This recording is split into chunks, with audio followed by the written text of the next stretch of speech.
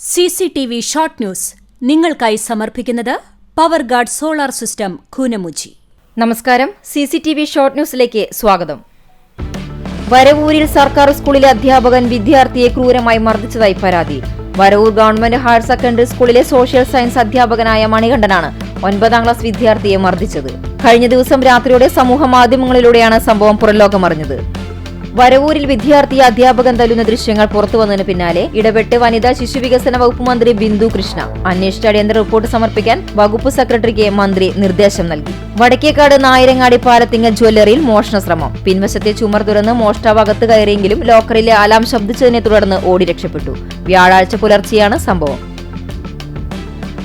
Kadavallur കൊരട്ടിക്കരയിൽ KSRTC ബസ്സിൽ ബൈക്കിടിച്ചുണ്ടായ അപകടത്തിൽ ഗുരുതര പരിക്കേറ്റ് ചികിത്സയിലായിരുന്ന യുവാവ് മരിച്ചു.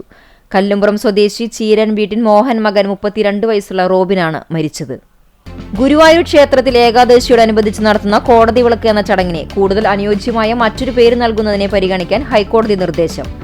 ബന്ധപ്പെട്ട എല്ലാ കക്ഷികളെയും കേട്ട ശേഷം 3 മാസത്തിനകം വിഷയം പരിശോധിച്ച് തീരുമാനമെടുക്കാൻ ഗുരുവായൂർ ദേവസ്വം മാനേജിംഗ് കമ്മിറ്റിയുടെ ജസ്റ്റിസ് വി രാജ വിജയരാഘവൻ, ജസ്റ്റിസ് KV ജയകുമാർ എന്നിവർ ഉൾപ്പെട്ട ദേവസ്വം ബെഞ്ച് ഉത്തരവിട്ടു. കേരളത്തിന്റെ ഉള്ളുലച്ച മുണ്ടക്കെ ചൂരന്മല ഉരുൾപൊട്ടൽ ദുരന്തത്തിന് ഇന്ന് 2 ആണ്ട് തികയുന്നു.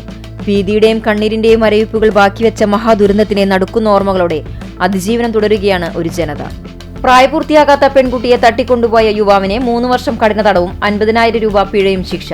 കാസർകോട് മടിക്കൈ സ്വദേശി 24 വയസ്സുള്ള മുഹമ്മദ് സജീറിനെയാണ് കുറ്റക്കാരനെന്ന് കണ്ടെത്തി ചാവക്കാട് അതിവേഗ സ്പെഷ്യൽ കോടതി ജഡ്ജ് സുരേഷ് കുമാർ ശിക്ഷിച്ചത്.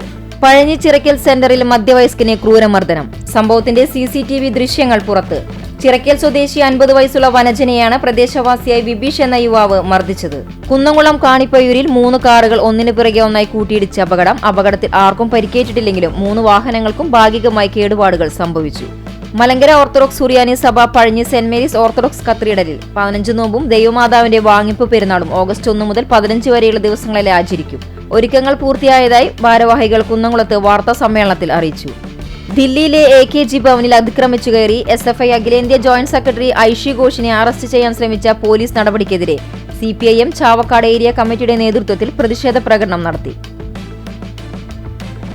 NSS തലപ്പിള്ളി താലൂക്ക് യൂണിറ്റിന്റെ നേതൃത്വത്തിൽ ഗുരുപൂർണിമ ദിനം ആചരിച്ചു. NSS ഡയറക്ടർ ബോർഡ് മെമ്പറും യൂണിയൻ പ്രസിഡന്റുമായ അഡ്വക്കേറ്റ് P. ഋഷികേശ് ഉദ്ഘാടനം നിർവഹിച്ചു. ഈ ലോകത്ത് മാനവരാശിക്ക് മുന്നോട്ടു പോകാൻ വീട്ടുമുറ്റങ്ങൾ സാംസ്കാരിക കേന്ദ്രങ്ങളാക്കി മാറ്റണമെന്ന് കവി ആലങ്കോട് ലീലാകൃഷ്ണൻ അഭിപ്രായപ്പെട്ടു.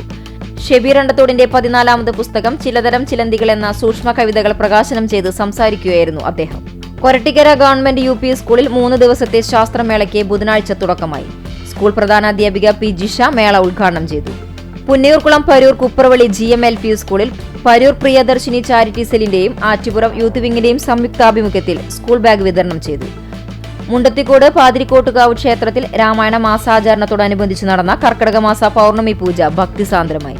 പെരുമ്പിലാവ് അൻസാർ ഇംഗ്ലീഷ് സ്കൂളിൽ വിദ്യാർത്ഥി കൌൺസിൽ തെരഞ്ഞെടുപ്പ് ഫലപ്രഖ്യാപനം നടന്നു. തിരുവത്ര ശ്രീനാരായണ വിദ്യാനികേതൻ സെൻട്രൽ സ്കൂളിൽ ഗുരുപൂർണിമ ആഘോഷം നടത്തി. CCTV ഷോർട്ട് ന്യൂസ് നിങ്ങൾക്കായി സമർപ്പിക്കുന്നത് power guard solar system Koonamuchi. ഇതോടെ ഷോർട്ട് ന്യൂസ് സമാപിക്കുന്നു. കൂടുതൽ വാർത്തകൾക്കും വിശേഷങ്ങൾക്കും ഞങ്ങളുടെ web page, Facebook page, YouTube എന്നിവ സന്ദർശിക്കുക. തത്സമയ വാർത്തകൾക്കായി www.cctv online.tv സന്ദർശിക്കുക. നമസ്കാരം.